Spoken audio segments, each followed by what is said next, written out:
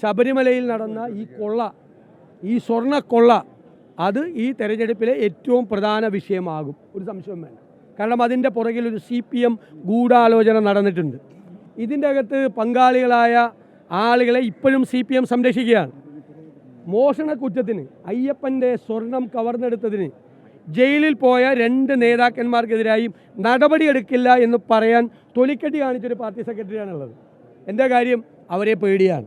അവർ മൊഴി കൊടുത്താൽ വലിയ വമ്പൻ നേതാക്കന്മാർ പെടുമോ എന്നുള്ള പേടിയിലാണ് അവർക്കെതിരായി നടപടിയെടുക്കാതിരിക്കുന്നത്. തന്ത്രിക്ക് അറിയാമായിരുന്നു, തന്ത്രിയല്ലല്ലോ ഉത്തരവാദി, തന്ത്രിയല്ലല്ലോ, അത് SIT അന്വേഷിക്കട്ടെ.